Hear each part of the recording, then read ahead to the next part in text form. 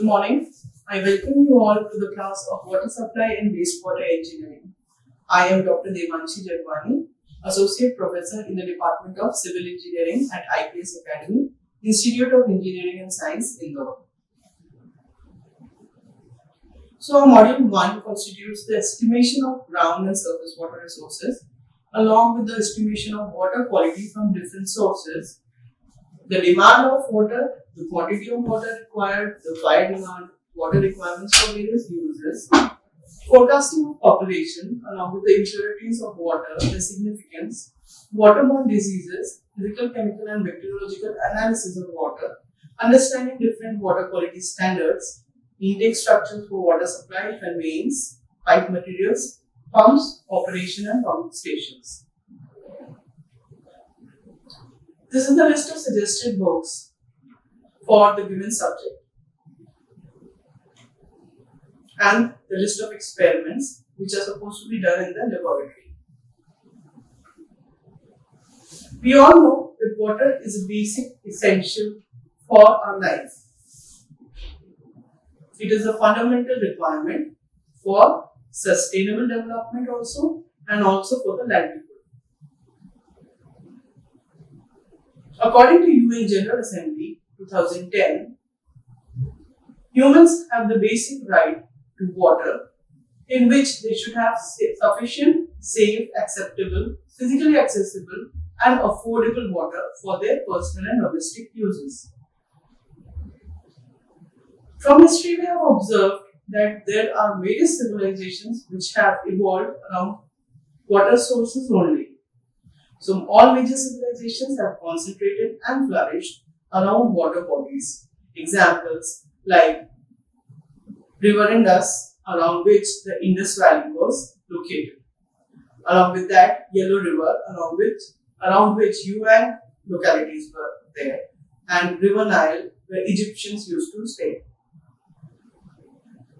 Now, today's reality is very harsh.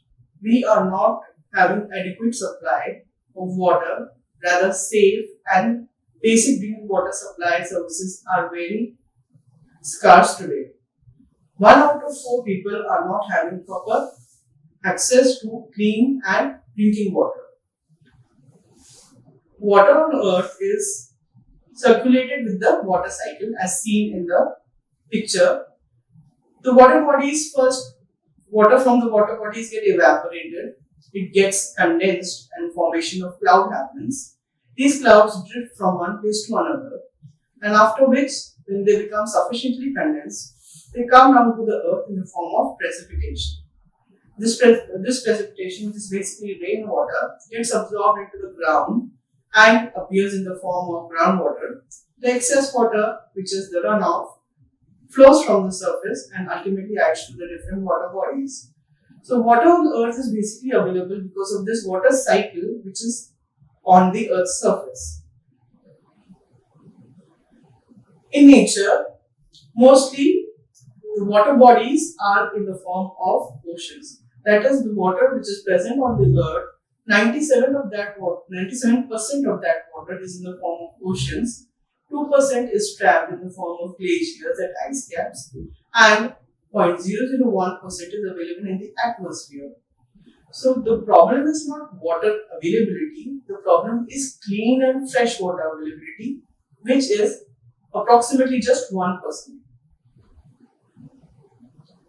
So the given table displays the different ratios of percentage of water available on the earth. As we can observe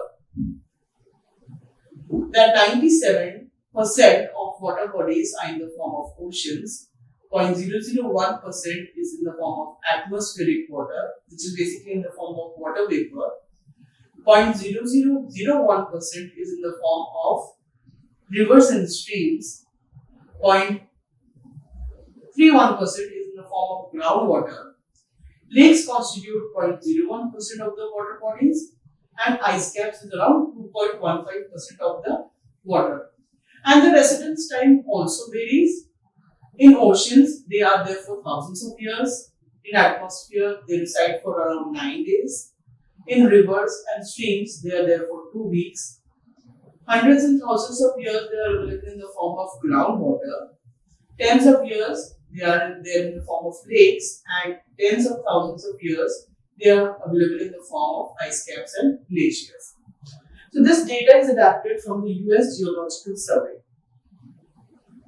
Now, global availability of water, which is every person is requiring some specific amount of water. Approximately 20 to 50 liters of safe water is required for drinking, cooking, and cleaning. And you all know that the available water is less than 1%, which is in the form of fresh water, which we can use directly. So we all living organisms, along with humans, are competing for our survival with this just 1% availability of water.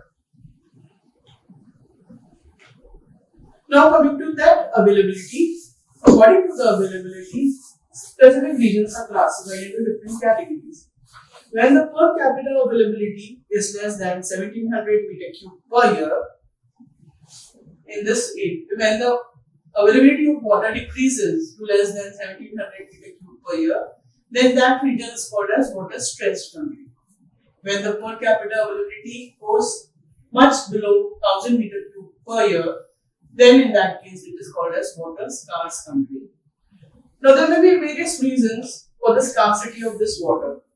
It can be for some physical shortage, some failure of the different supply systems. It can also be the lack of adequate infrastructure. The reason whatever may be, but there is less water supply in the water stressed and water scarce regions. Now when we have a look at this chart classifies different regions into extremely high baseline water stress region, high baseline water stress region, which is in the orange colored section, medium high baseline water stress region, which is in the, again, dark and light orange colors, and the yellow colored section, which is the low medium baseline water stress. And if you observe carefully, you can observe where India is present. So India is present into this red colored region, rather it would appear in the darker red region at number 13, which indicates that it comes into the extremely high baseline water stress countries. Now this is some observations of previous years, that over 2 billion people live in countries experiencing high water stress, which was observed by UN in 2018. 700 million people could be displaced because of this water scarcity by 2030, which was predicted by Global Water Institute in 2013. About 4 million people, representing nearly 2/3 of the world population, are experiencing severe scarcity due to in just approximately 1 month of the year, which was observed by researchers in 2016. And a third of the world's biggest groundwater systems is already under stress. So there are significant observations in the previous years from 2013, 15, 16 and 18, which indicate that we are moving towards a very big scarcity of water globally. Now coming to the availability of water in India. So India has more than 17% of the world's population, but has only around 4% of renewable water resources, with nearly 2.4% of the land area. Around 4,000 billion cubic meters of water is available, out of which this is in the form of annual precipitation. Some amount of it is absorbed and converts into the groundwater. So average annual potential is around 1800 billion cubic meters, which comes to be available in the form of around 1100 billion cubic meters. Ultimately, it gets converted into surface waters and groundwaters depending upon the percolation rate. And surface water is available around 600 billion cubic meters, whereas groundwater is available around 400 billion cubic meters.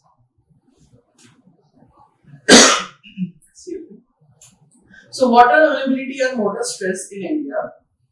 Around 54% of India faces high to extremely high water stress regions. As you can see clearly in the graph, this line marks the water scarce region and this line marks water stress regions. So those coming under these regions are classified as water stressed regions and coming under water scarce regions. These are observations from 2001 and predicted till 2050. We have various uses of waters for human survival along with environmental needs. So humans need basically water for domestic purposes, agriculture, industries, transportation, recreation and tourism. Whereas for environment, we require it for proper functioning of the ecosystems, the aquatic lives, to maintain the wildlife, and also the hydrological cycle should be maintained. For all this, water is extremely essential. Now coming to the basic requirements for humans, in domestic we have different purposes like cooking, bathing, drinking, cleaning and washing. In industries, we are basically requiring water for different activities like the industrial processes for heating, cooling, electricity generation. For different types of industries like paper and pulp, textile, breweries, soft drinks and so on. In agriculture, it is essential for the plants and ultimately which affects the crop type, soil type, also the climate and rainfall. In environment, we require it for sustaining ecosystems and livestock. As we can see, observe in the given pie charts, that the different sectors require different amounts or percentage of water.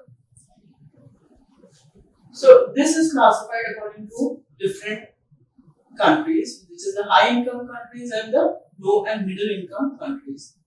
In high income countries, industrial sector is using mostly major section of the water requirement, that is 59%. In agriculture, it uses 30% and domestic it uses around 11%. Whereas in low and middle income countries, major section is being consumed in the agricultural area, that is around 82%. And domestic is 9%, whereas industry is 10%.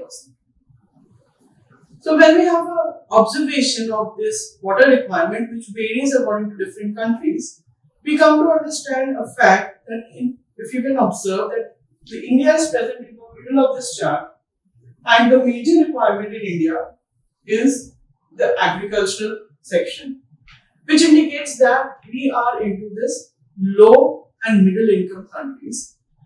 Specifically, around 80% of the requirement is towards agriculture and some small percentages in the domestic area. Being an agricultural based country, India is using water mostly in the agricultural sector.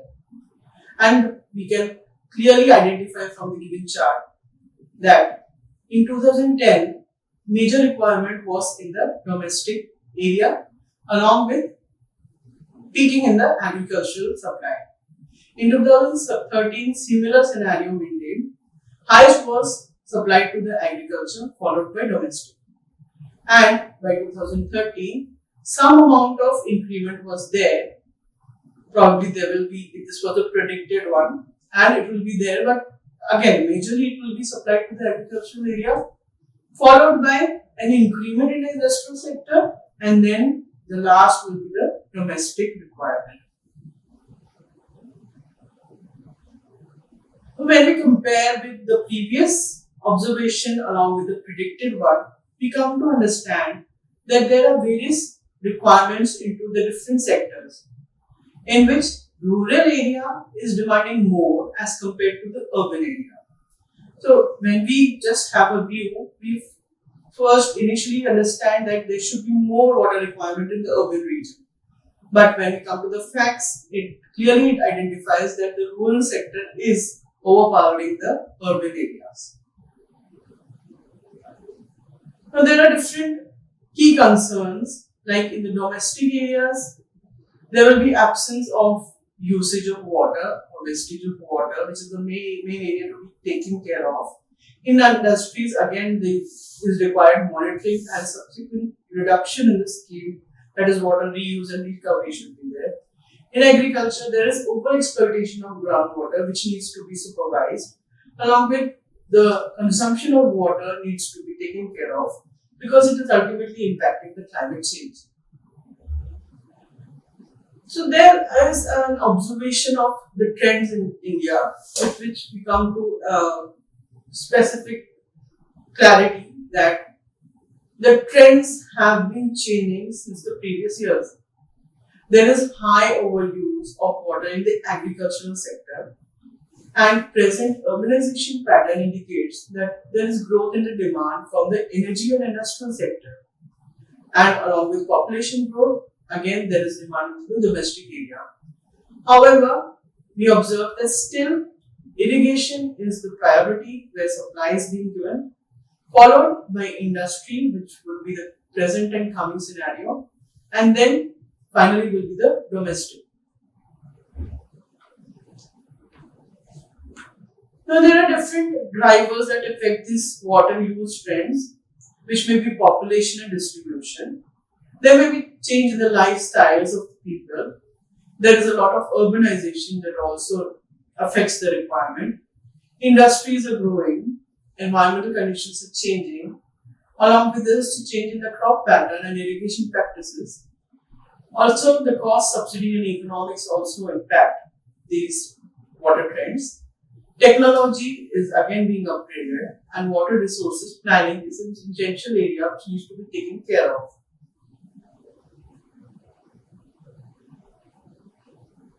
So basically, why we need to think about these things? Because we have evidences that indicate that water bodies are basically getting deteriorated because of other environmental factors like global warming and climate change. So we have an example of these lakes and rivers which are drying, and these are approximate observations of 1 or 2 years, in which we can see the impact, severe impact of global warming and climate change. Also, water quantity needs to be managed because several sectors have several requirements. The water supply is being given according to a specific scheme, which is irrespective of the demand and supply factor. Along with that, there is fall in the water levels in the wells, which is the groundwater availability. In significant cities, we can observe that the water level has been falling. Along with that, as I mentioned in the previous slide, that the supply is irrespective of the demand, which you can observe in this particular chart, that this blue line is basically the supply and the demand is keep on going varying. The demand varies according to time, according to seasons and so on. But however, we cannot change the supply is constant. So at changing demands, there is a significant supply only, which is not catering to the demand of actual requirements. Then there are significant problems into the water quantity management because certain places there is droughts, certain places there is floods. So the water supply is uneven and we are unable to cater to those needs. And there is overconsumption in agriculture. A lot of water is wasted into the agricultural areas. So we need to focus upon systems which are water conserving.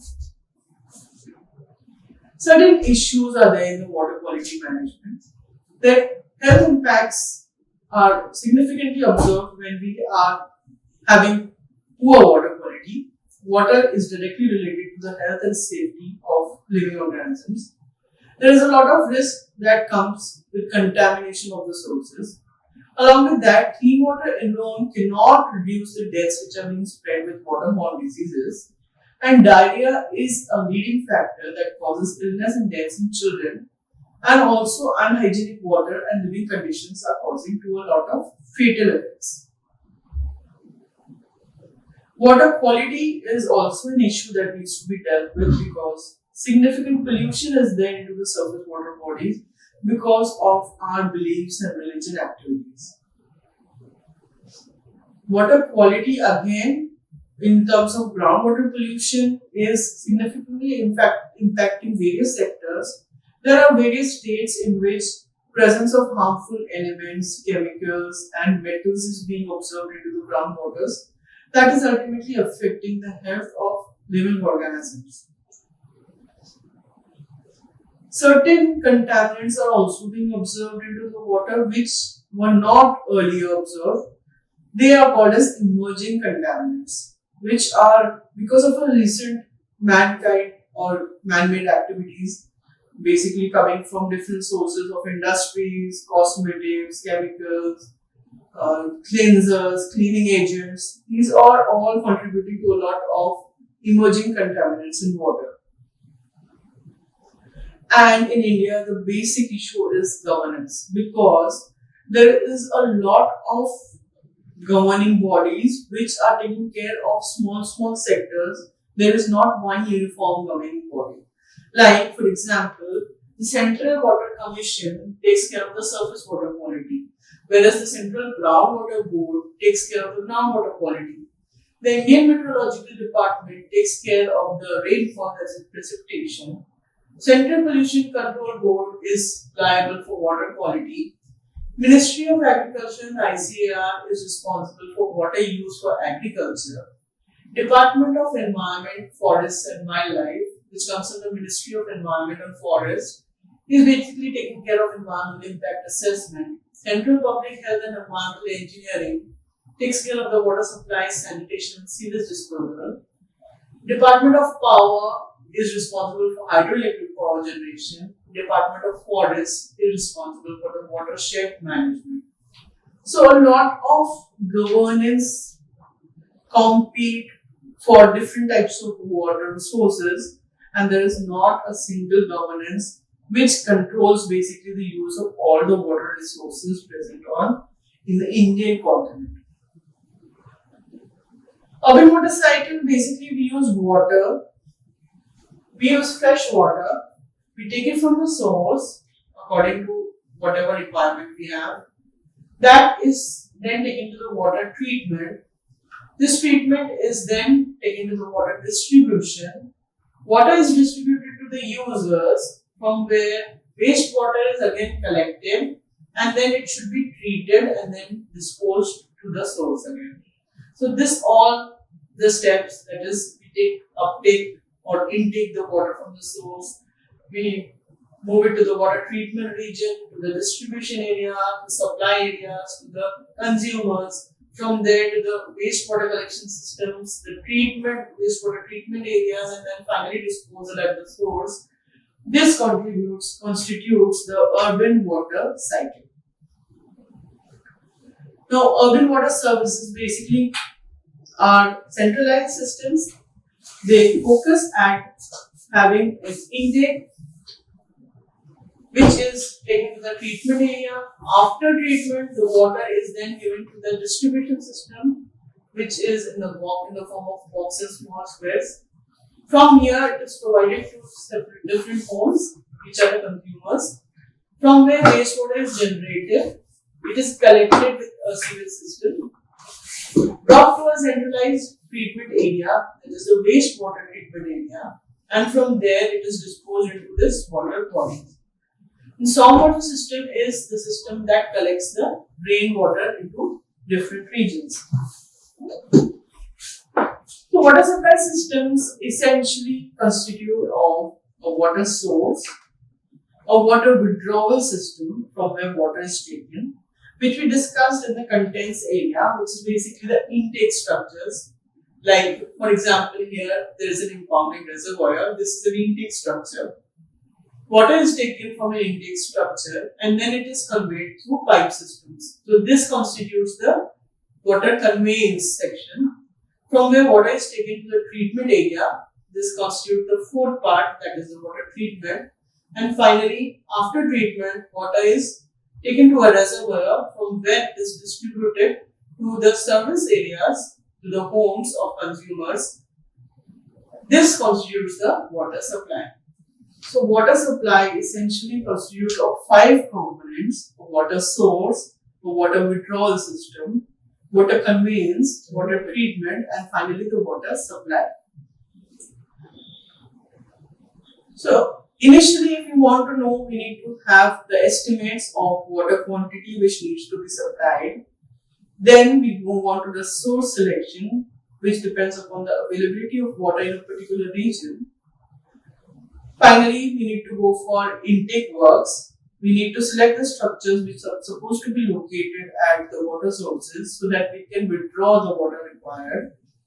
Then comes conveyance, from where water is conveyed to the treatment area. So moving on to the treatment works, and finally to the distribution system. So the designing of this water supply system, that is initially and primarily depends upon the demand and quantity estimation. For that, we need to consider all these factors before designing these things, which is we have to know the maintenance and management, the financial aspects, the customer care, automation, and stakeholders engagement should be taken care before designing all these constituents.